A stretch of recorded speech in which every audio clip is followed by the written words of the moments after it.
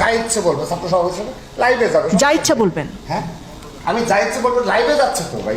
না এখন ছাত্র, তাহলে ছাত্র দলের সভাপতি কিভাবে? সম্প্রতি সামাজিক যোগাযোগ মাধ্যমে উপস্থাপিকা দীপ্তি চৌধুরী ও ছাত্রদল সভাপতি রাকিবুল ইসলাম রাকিবের একটি ভিডিও সামাজিক যোগাযোগ মাধ্যমে ভাইরাল হয়েছে। ভাইরাল ভিডিওটিকে ঘিরে চলছে ব্যাপক সমালোচনা। জানা যায়, সম্প্রতি বেসরকারি একটি টেলিভিশনের টকশোতে জাতীয়তাবাদী ছাত্রদলের সভাপতি রাকিবুল ইসলাম রাকিব অংশগ্রহণ করেন। এতে ছাত্র সংগঠনের নেতা হয়েও ছাত্রত্ব কেন নেই এমন প্রশ্ন ইস্যুতে উপস্থাপিকার সঙ্গে বাক বিতণ্ডায় জড়িয়ে পড়েন ছাত্রদল সভাপতি। আপনি ছাত্রদলের সভাপতি হিসেবে কেন আপনি রয়েছেন এবং কেন সেই আমি এই প্রশ্ন জিজ্ঞেস করার জন্য ফ্যাসিস্ট না ফ্যাসিস্টের কোনো সম্পর্ক না। সেই ভিডিওতে দেখা যাচ্ছে উপস্থাপিকা দীপ্তি চৌধুরী ছাত্রদলের সভাপতি রাকিবকে জিজ্ঞেস করেছে, আপনার ছাত্রত্ব আছে কিনা। জবাবে ছাত্রদল সভাপতি বলেন, না, আমার ছাত্রত্ব নেই। এরপর দীপ্তি আরও জানতে চান, তাহলে আপনি কিভাবে ছাত্রদলের সভাপতির দায়িত্বে। এরপরই রাকিব উত্তর দেন, এ প্রশ্ন বা কথাগুলো আপনি ফ্যাসিস্ট হাসিনার আমলে জিজ্ঞেস করলে ভালো হতো। পরিপ্রেক্ষিতে দীপ্তি চৌধুরী বলেন,